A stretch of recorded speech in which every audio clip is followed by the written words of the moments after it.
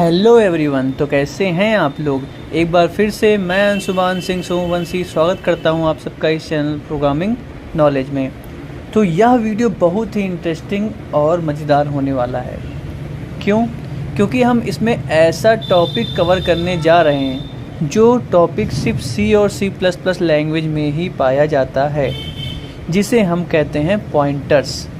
और आपको बता दें कि अगर आप पॉइंटर्स के बारे में कभी सुने भी होंगे किसी से, तो आपने अगर उनसे पूछा होगा कि आपको सी लैंग्वेज में सबसे कठिन क्या लगता है, तो मैक्सिमम लोग का जवाब होता है कि पॉइंटर्स हमें कठिन लगता है, और कहते हैं पॉइंटर्स बड़ा ही कॉम्प्लेक्स टॉपिक है।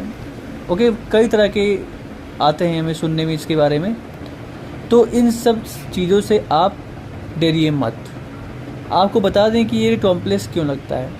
देखिए, कोई भी चीज़ कठिन तब तक लगती है जब तक उसको जाना ना जाए। अगर एक बार आप उसको समझ जाएंगे तो वो चीज़ आपके लिए आसान हो जाती है।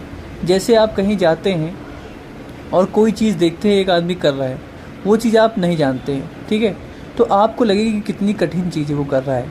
लेकिन जब आप उसको जान जाएंगे तो लगेगा कितनी आसान चीज़ है वो कर रहा था, मैं पहले इसको कॉम्प्लेक्स समझ रहा था। तो सेम कॉन्सेप्ट यहाँ भी यूज़ होता है। लोग जो जानते नहीं हैं इसके बारे में, उनको ये देख करके बड़ा ही कॉम्प्लेक्स लगता है, लेकिन जो जान जाते हैं कि क्या होता है पॉइंटर्स और कैसे इसका यूज़ करते हैं हम, उनको बड़ा ही सिंपल और अच्छा टॉपिक लगता है। ओके, तो फिर चलिए without wasting any time let's get started. तो पॉइंटर्स क्या होते हैं, इनको जानने से पहले हम थोड़ा वेरिएबल के बारे में अच्छे से समझ लेते हैं। वेरिएबल्स क्या होते हैं मैंने आपको शुरुआत की वीडियोज़ में ही समझा दिया था। कोई अगर आपसे पूछे कि क्या होता है वेरिएबल्स, तो आप क्या जवाब देंगे, सोचिए। तो वेरिएबल इज़ ए नेम, ठीक है, variable is a name given to the particular location, particular memory block in which we store our data. मतलब वेरिएबल एक नाम होता है जो कि किसी मेमोरी ब्लॉक को देते हैं हम, जिसमें हम अपना डेटा रखते हैं। ओके, जैसे कि हम अपना डेटा INT टाइप का रख रहे हैं, इंटीजर टाइप का, तो हम उसको रख दिए, एक मेमोरी ब्लॉक हमारा लोकेट हो गया अंदर, और उसमें हम इंटीजर टाइप का डेटा रख दिए। लेकिन उसको एक्सेस करने के लिए कोई नाम चाहिए ना, कि हम बाद में अगर उसको ज़रूरत पड़े तो हम उस नाम से उसको निकाल सकें उस डेटा को। तो उस नाम का जो काम करता है वो वेरिएबल करता है, ठीक है। वेरिएबल एक नाम होता है जो कि एक पर्टिकुलर मेमोरी ब्लॉक को रखा आता है, ठीक। इतना तो मैंने आपको बताया था शुरुआती वीडियो में, ठीक। अब हम समझते हैं थोड़ा डीपली कि अंदर क्या काम होता है। तो अंदर क्या काम होता है इसको हम समझते हैं एक एग्जाम्पल को ले करके, ताकि आपको समझ में आता रहे कि बाहर क्या काम हो रहा है और अंदर क्या काम हो रहा है। ओके, तो आप सब एकदम ध्यान से इस वीडियो को समझिएगा। अगर ज़रा सा भी आपका ध्यान भटका तो आपको कुछ समझ में नहीं आने वाला है, इसीलिए आराम से बैठ जाइए कंफर्टेबल होकर के।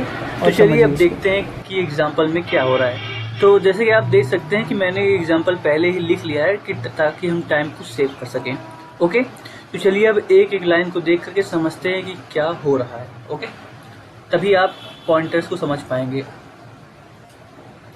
तो जैसे कि आप देख सकते हैं कि यहाँ पर मैंने दो फाइल्स को इंक्लूड किया है, फिर मैंने यहाँ से मेन फंक्शन को स्टार्ट किया है, और यहाँ पर मैंने एक वेरिएबल को डिक्लेयर किया है जिसका नाम रखा है मैंने a, और उसमें 4 स्टोर किया है। तो इसको आप ये सुन करके आपको, जैसे मैंने एक वेरिएबल को डिक्लेयर किया जिसका नाम मैंने a रखा और उसमें वैल्यू 4 डाल दी, तो ये सुन करके, मतलब ये देख करके आपके दिमाग में क्या चल रहा होगा बताइए। सोचिए कि पीछे बैकग्राउंड में इस कंप्यूटर में क्या चल रहा होगा जब आपने ये टाइप किया।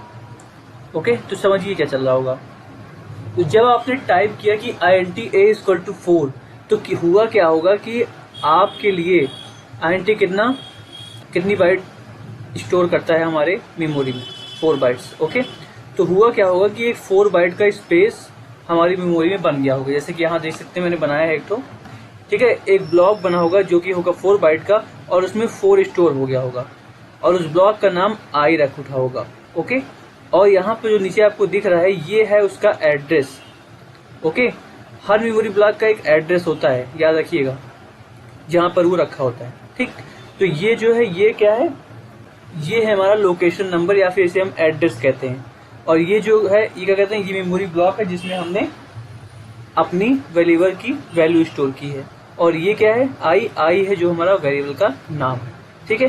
तो जब मैंने INT A = 4 लिखा, तो हमारी मेमोरी में ये काम हुआ होगा। उसने एक ब्लॉक बनाया होगा 4 बाइट्स का, उसमें 4 स्टोर किया होगा और उसका नाम रखा होगा I और उसका कोई एड्रेस होगा। ओके, समझ रहे हैं आप? अब देखिए, अब मैंने यहाँ पर value of a equal to print करके ए की वैल्यू प्रिंट करा दी है, जो कि आपने बहुत बार देखा होगा कैसे प्रिंट करते हैं। तो यहाँ पे मैंने वैसे प्रिंट किया है। और ये %u का फॉर्मेट स्पेसिफायर है, ये अनसाइंड इंटीजर के लिए यूज होता है। ओके, और यहाँ पर आप देख सकते हैं कि मैंने एड्रेस ऑफ ऑपरेटर लगाया है। तो यहाँ पर हम आपको 2 ऑपरेटर से इंट्रोड्यूस कराने जा रहे हैं, जो कि होते हैं, हमारा पहला होता है एड्रेस ऑफ ऑपरेटर। ध्यान समझिए, अगर हमें किसी भी वेरिएबल का एड्रेस प्रिंट कराना है या फिर उसका एड्रेस कहीं स्टोर कराना है, तो वहां पर हम उसके एड्रेस को एक्सेस करने के लिए एड्रेस ऑफ ऑपरेटर का यूज करते हैं, जो कि हमारा इस सिंबल में यूज होता है।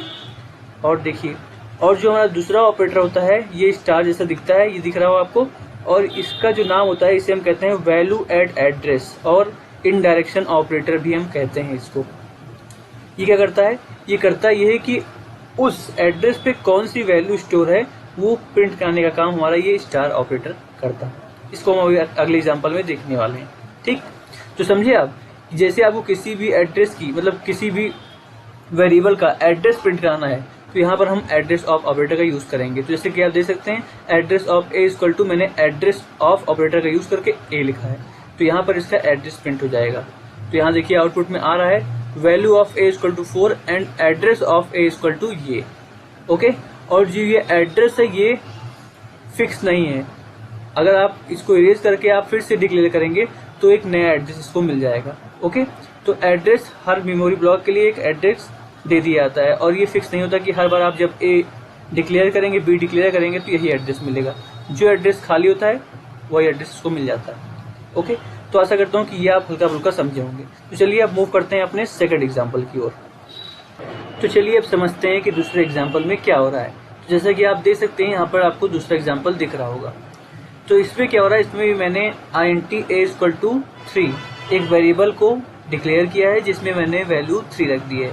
तो अब आपके दिमाग में वो कॉन्सेप्ट आ गया होगा जो कि बैकग्राउंड में काम कर रहा है। बैकग्राउंड में क्या हुआ होगा, एक मेमोरी ब्लॉक लिया होगा, उस मेमोरी ब्लॉक में हमारा 3 स्टोर हो गया होगा, और उस मेमोरी ब्लॉक का एक एड्रेस नंबर होगा।